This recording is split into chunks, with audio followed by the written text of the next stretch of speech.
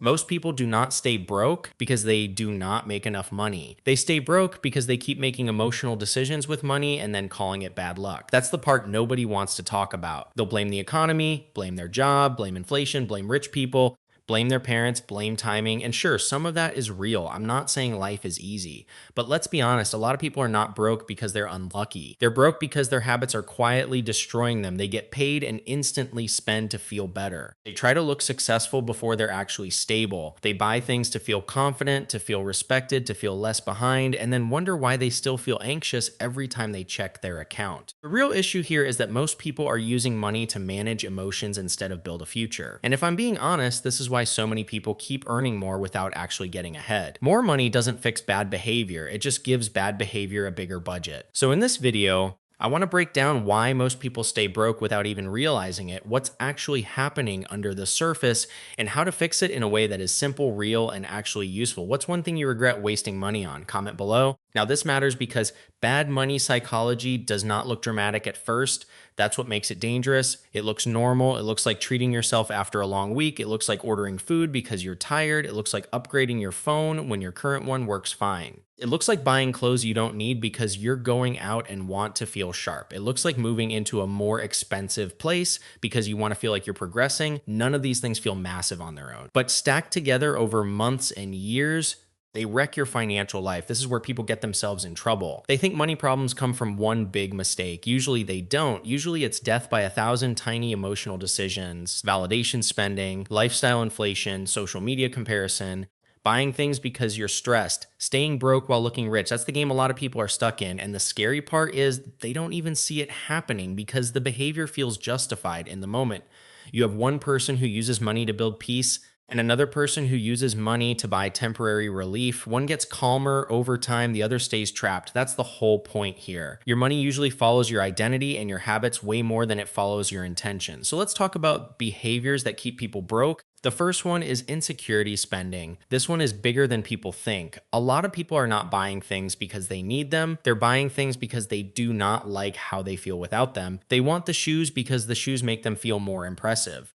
They want the watch because it makes them feel more serious. They want the car because they think it makes them look like they're winning. They want the expensive dinner, the new outfit, the upgraded apartment, the latest tech, because deep down, they're trying to fix an internal feeling with an external purchase. And let's be honest, this is very common with young guys. A lot of men are walking around with financial stress, but still spending money trying to look like they have it together. Because in their head, looking behind feels worse than actually being behind. So they protect the image and sacrifice the foundation. That is a terrible trade. A lot of people are not buying things. They are buying a temporary personality. That's why the purchase feels so emotional. It's not just an item, it's identity. It's status, it's confidence, it's approval, it's the feeling of finally being enough for 5 minutes. But the problem is the feeling fades and the bill stays. So now you still have the insecurity, except now you also have less money, more pressure, and less freedom. And this is what keeps people stuck. They think they have a money problem, but really they have an approval problem. They're spending money trying to silence insecurity. If I were you, I'd start catching that in real time. Before you buy anything non-essential, ask yourself one honest question. Do I need this or do I need to feel like somebody? That one question will save you a lot of money. The second behavior is emotional spending. This is one of the fastest ways to stay broke without realizing it because it feels harmless. You had a bad day, so you order food. You feel stressed, so you go online and buy random stuff. You feel bored, so you scroll. See other people living better than you, and suddenly you want to spend too. You feel like life has been heavy, so you tell yourself you deserve something, and technically, every single purchase can be justified. That's the trap. The trap is not one big reckless decision. The trap is teaching your brain that every uncomfortable emotion deserves a financial response. If your money keeps solving your emotions, it will never build your future. That's the real issue here. Spending becomes your coping mechanism. So instead of learning how to sit with stress, boredom, loneliness, frustration, or insecurity, you train yourself to numb it with convenience and consumption. Food delivery, random subscriptions, impulse shopping, last-minute nights out, tiny purchases that do not feel dangerous in the moment. But over time, they create a pattern where every rough week becomes an expensive week, and people always underestimate this because the individual purchases look small. But the pattern is what matters. People say it's only 20 bucks, it's only 40 bucks, it's only one night out. Yeah. And that's exactly how years disappear, not through one dramatic blow up. Through repeated emotional leaks. The fix here is simple, but it only works if you actually use it. Create a pause between emotion and purchase. I don't care if it's a 24-hour rule, a notes app list, or forcing yourself to wait until the next morning. Put friction in the process, because the version of you that wants to buy something at 11:30 at night is usually not thinking about your future. He's trying to escape a feeling, and that guy should not be in charge of your finances. The third behavior is confusing rich looking with rich being. This one destroys a lot of people the second they start making decent money. They get a raise, land a better job, start a side hustle, maybe even finally feel like they're making progress, and instead of using that extra money to build stability, they immediately upgrade their lifestyle. Better car, better apartment, better clothes, better restaurants, better everything. Why? Because visible progress feels more satisfying than invisible progress. That's why people do it. They want proof that they're moving up. They want their life to look different now. They want to feel like the struggle is over. So the moment income rises, bank rises right with it. And now they're making more, but still living paycheck to paycheck.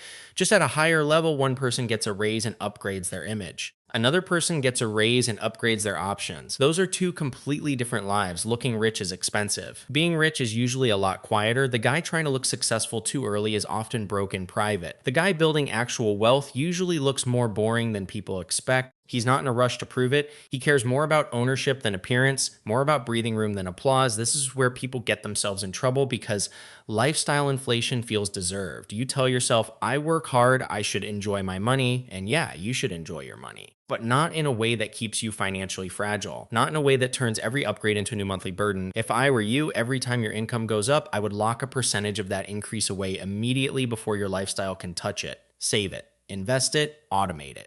Do not negotiate with yourself, because if you wait until the end of the month to see what's left, there usually won't be much left. The fourth behavior is scarcity thinking mixed with fear-based avoidance. This one is sneaky because it makes people feel responsible while keeping them stuck. They say they're being careful. They say they're just trying not to make mistakes. They say they want to wait until they know more before they invest, save properly, or make smarter moves. But a lot of the time, that caution is really fear. They're scared of losing money, scared of making the wrong choice, scared of not knowing enough, scared of taking action and looking stupid. So they do what a lot of people do when they're scared. They freeze, they overthink, they delay, they stay in this weird state where they want a better financial life but refuse to build one because they're waiting to feel fully ready. That moment does not come, and the contradiction is wild. They're terrified to invest $200 into something long-term because they might lose some of it. But somehow they are not terrified to waste that same $200 in little emotional purchases over the next 2 weekends.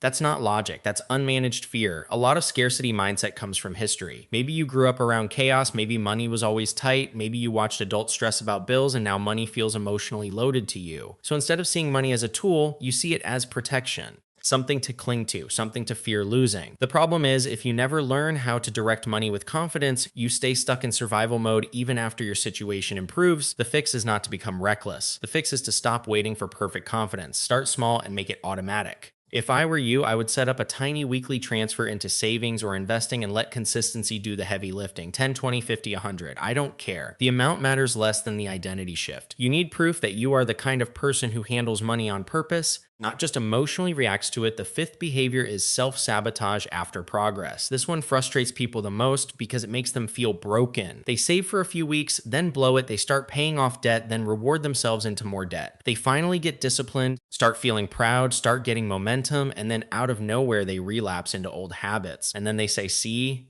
this is why I'll never be good with money. No, that's not what it means. It means you built some discipline, but you didn't fully change your identity yet. So when progress starts making your life feel more stable, a weird part of you wants to run back to what feels familiar. And for a lot of people, chaos is familiar. Impulsiveness is familiar. Being behind is familiar. Stress is familiar. So even though they say they want peace, when peace starts showing up, they don't know how to hold it. This is what keeps people stuck. They're addicted to comfort in the short term and chaos in the long term. And the reason this matters is because inconsistent people never get the full reward of good behavior. They touch progress, then reset themselves. Touch progress, then reset themselves. So after a while, they stop trusting themselves, their confidence drops, their standards drop, their belief drops, and now the problem is bigger than money. Now they have a broken relationship with their own word. You do not rise to your goals. You fall to your habits. So stop building your financial life around motivation. Motivation is unreliable. Your mood changes, your stress changes, your discipline changes. Systems are what save you. Automatic transfers, separate accounts, spending limits, rules for purchases, friction, simplicity.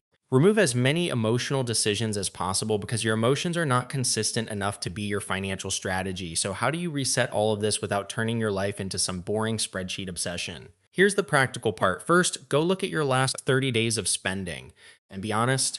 No excuses, no soft language. No, it wasn't that bad. Look at it like an adult. Where did your money actually go? Not where you think it went. Where did it go? That audit alone will wake a lot of people up because the truth is sitting right there in the transactions. Then start labeling the spending. What was a real need and what was emotional? What came from boredom? What came from stress? What came from convenience? What came from insecurity? What came from trying to impress people? What came from social media comparison? Once you can see the pattern, you stop acting like your spending is random. It's not random. It has triggers. After that, create friction before buying. Remove saved cards from your apps. Wait 24 hours before any non-essential purchase. Keep a list of things you want and revisit it later. Most urges die when they don't get instant access. That's what you want. You want less speed between impulse and action, then automate the good behavior first, save first, invest first, handle bills first. Do not leave your future dependent on whatever money happens to be left over after your emotions are done with it. That is backwards. Give your money a job as soon as it arrives, and maybe the biggest part of all this is tying money to a bigger identity. Stop thinking of budgeting like punishment. Stop thinking of discipline like restriction. The whole point here is not to make your life smaller, it's to make your life stronger. You're trying to become the kind of person who values stability over showing off, peace over approval, ownership over appearance, and long-term freedom over short-term relief. Because once that identity starts changing, your behavior starts changing with it. And when your behavior changes, your finances finally have a chance to change too. So if you feel like you're always behind financially, I want you to understand something. You might not actually be trapped by money itself. You might be trapped by patterns you keep repeating without questioning. That should not make you feel ashamed. But it should make you honest, because the faster you get honest about what your money is really doing, the faster you can start fixing it. You don't have a money problem, you have a behavior problem. And the good news is behavior can be changed. If you enjoyed the video, drop a like down below. Hit that subscribe button. I'll see you in the next one.